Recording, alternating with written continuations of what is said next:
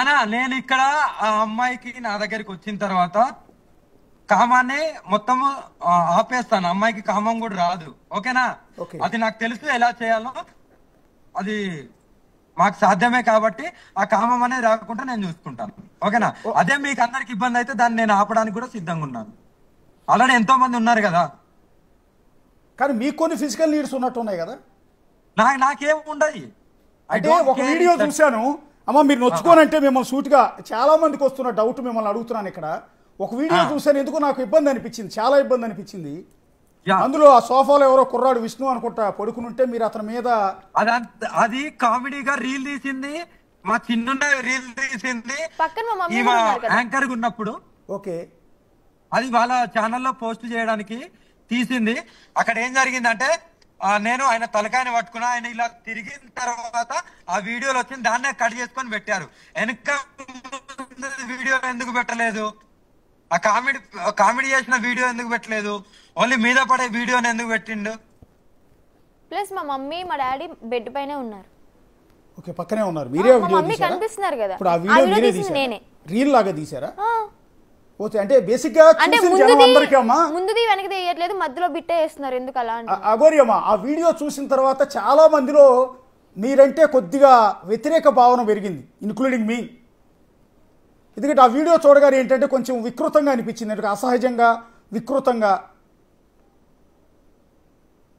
నేను ఒకటే చెప్తున్నా, ఓకేనా? ప్రజలు ఏమనుకున్నా పర్లేదు, సొసైటీ ఏమనుకున్నా పర్లేదు, ద లైఫ్ లీడ్ చేసేది మేమిద్దరం. మేము ఎలా ఉంటాము అనేది మాకు తెలుసు. ఓకేనా? ఒకవేళ ఇదే చిన్న వర్షిని వచ్చి లేదు ఇలా అని చెప్తే అప్పుడు మీరు ఖండించండి, ఆ అవకాశం మీకు ఇస్తాను. కానీ అంత దూరం కూడా రాదు. ఓకేనా? 5 years అయినా 10 years అయినా కానీ నా ఆమెతో ఉంటాను. నా డెసిషన్ ఎలానూ మారదు. అంటే ఇప్పుడు ఆ తల్లి కన్నీళ్లు చూసిన తర్వాత, అంటే వర్షిని తల్లి పడిన బాధ కన్నీళ్లు చూసిన తర్వాత మీ మనసు కరగలేదా? నేను ఇప్పుడు చెప్తున్నా కదా, ఆ తల్లి ఇప్పుడు బాధపడుతుంది. 14 years ఏజ్ ఉన్నప్పటి నుండి ఈ సెకండ్ దాకా ఈ తల్లి బాధపడ్డది మీకు కనిపించట్లేదా? నేను అడుగుతున్నా. అదే నేను కూడా అడుగుతుంది. ఇప్పుడు మా నాన్న ఏడుస్తున్నా, మా అమ్మ ఏడుస్తున్నా, మీకు అర్థమవుతుంది. మైనర్ నుంచి మేజర్ కూడా కాదు, నేను మైనర్ నుంచి మేజర్ అయ్యేంత వరకు నేను భరించిన బాధ మీకెందుకు అర్థం కావట్లేదు? విష్ణు వల్ల ఎన్ని దెబ్బలు తిన్నాను, అసలు ఆయన వల్ల ఎంత సఫర్ అయ్యాను అని మీరెందుకు అర్థం చేసుకోవట్లేదు? మా అమ్మ నాన్నే చూస్తున్నారు. ఆడపిల్లలు కానీ ఓకే కని పెంచిన పేరెంట్స్ కాబట్టి వాళ్ళని మెయిన్గా చూస్తున్నారు. మరి నా బాధ కూడా అర్థం చేసుకోవాలి కదా. చిన్నప్పటి నుంచి నేను కష్టపడుతూనే వచ్చాను, కష్టపడుతూ సంపాదించాను. నేను కష్టపడిన సొమ్ము మా నాన్న వాళ్ళు తిన్నారు, వాళ్ళకి నేను పెట్టాలి. నేను పెట్టను అని చెప్పి అనట్లేదు.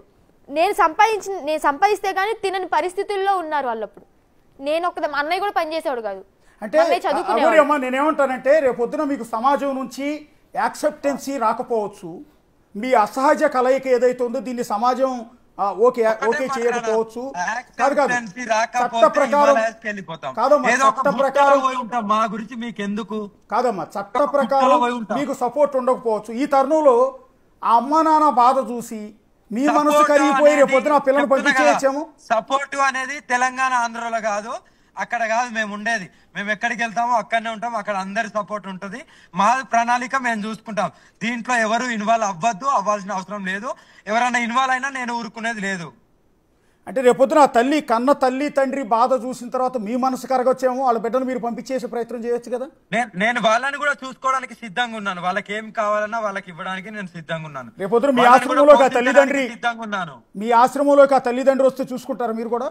అప్పటిదాకా మా మమ్మీని మా డాడీని ఇప్పుడే వచ్చేయమంటున్నాను. నేను ఇప్పుడే వచ్చేయమంటున్నాను. మిమ్మల్ని చూసుకుంటాను, బంగారం లాగా వచ్చేయమని చెప్తున్నాను. అంటే ఫైనాన్షియల్ వాళ్ళు రానంటున్నారు.